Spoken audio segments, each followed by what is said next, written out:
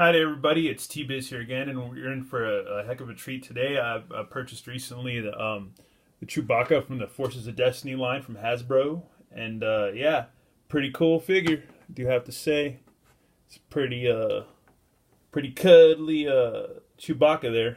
Really cool. Before we get into the review, he's a big sucker too. Comes complete with this bowcaster too, which we'll talk about in a little bit, but packaging's pretty cool so far. He's voice activated, so you can press on his chest, and he's got some speaker sounds that come out.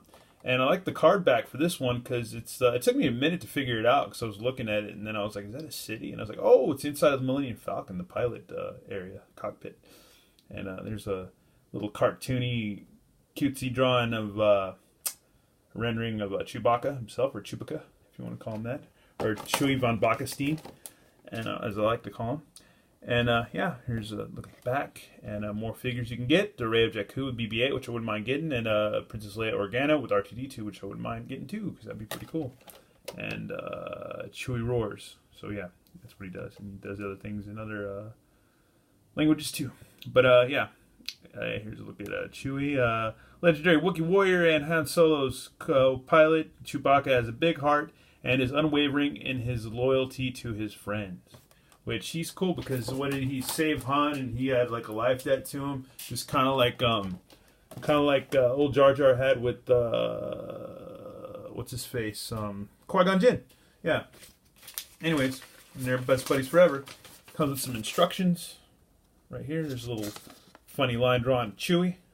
Looks kind of goofy, kind of derpy, and explains on the back how you open up his back and can change out the batteries and stuff. It takes three 1.5 volt A76 alkaline batteries. Replace demo batteries with alkaline batteries. Blah blah. Use Phillips crosshead screwdriver not included. So yeah, I need to do that soon so they don't corrode or die out or explode or whatever. But yeah, let's look at Chewie. Pretty big figure, man. Really, really huge. Really huge. Let's see how tall he is compared to little old Rey. Yeah, he's pretty tall compared to her. Yeah, pretty tall. Which he should be. He should be. He shouldn't be any tinier. But this is probably, besides not being a hot toy or whatever you call it, a sideshow, whatever the hell, sideshow toy or whatever, this is one of the best Chewbaccas besides the vintage Kenner one. I think the Hasbro Kenner, or the Kenner, they had a version that was this size and furry, but he just looks hideous. He might be worth getting just to collect out of corny, for just corniness sake or whatever. If that's a word or a way of saying things. But yeah, he's cool. He looks a heck of a lot like Chewie to me, and he's got this something about Mary thing going on, like they put some gel or glue or something in his hair to make it stick out, or he kind of has that Don King look going too. So yeah, if you know who Don King is. But yeah, and let's check out the back, because it says you can, yeah, I guess you, oh, I'm sorry, Chewie. I didn't mean to hurt you. Got some of his hair stuck in the Velcro, but I guess if you undo this Velcro, yeah, you can get into his back. So yeah, there you go on that. Let's get his bandolier back on. Bandoleer's pretty cool. Nice shiny paint. Rubber, soft good rubber. Soft rubber. He's got his little man purse there. See, Chewbacca was hip before all these like effeminate, feminized, metrosexual guys, hipster guys. He had a man purse before it was cool, and he was tougher than everybody. And before it was cool, so yeah. He's in touch with his femininity. There's some cool sculpting on his hands. Articulation's awesome because he can be like, I'm a bird. He can get down at the next Life Day event. And oh, I'm sorry, Chewie. God, he doesn't appreciate me bending his arms about and his head turned, so that's cool. And you got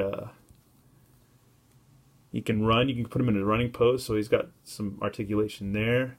His knees, so you got a little bit of swivel in the knees, but probably not so much because this is a whole first suit, so you don't want to twist it all the way around. His foot articulation, let's see. Not so much, nothing on the foot really, but he got these big old big feet. Big foot. Somebody's calling me again, oh well. I'm just popular today. But he's also voice activated, so you... Yeah, there you go. There's him kind of snickering. That's him kind of being like, oh, well, whatever. That's him kind of just saying, hey. And that's him just as a growling. So you get all those sounds. It's pretty cool. Reminds me of that, I used to have it, I wish I still had it, that gigantic, huge Millennium Falcon that came out when the Clone Wars movie came out, because that thing, you could press on the buttons on it and leave your fingers on the buttons, and it would kind of extend the sound or make a different sound or whatever and stuff, and that was cool. I kind of wish you could do that with Chewie, but you can't, so oh well. And here's his bowcaster, which is a pretty nifty bowcaster. I like it a lot. It kind of irritates me because, like, some of the action figures, it's kind of wobbly right here. That irritates me when they put out a Chewie with the wobbly bowcaster thing. That kind of irritates me because this is a iconic weapon for Chewie, and you know you can't have a Chewie without having a bowcaster. And why the heck make it wobbly? I guess if they had just, I don't know, just really molded on there well, maybe they're afraid it would break. So maybe they have a little give in it so it doesn't break or snap. So that might kind of make sense. And that toy reviewer logic of mine. Okay, let's see if I can get it in his hand. Wow. Oh, man. And his hands are not as soft as Rey's, but yeah, you kind of got to fight for your right to get that bowcaster in there. So yeah, now he's got his bowcaster. Ooh, man, he's looking tough. Chewie, let's kick some butt. Yeah! That's cool, man.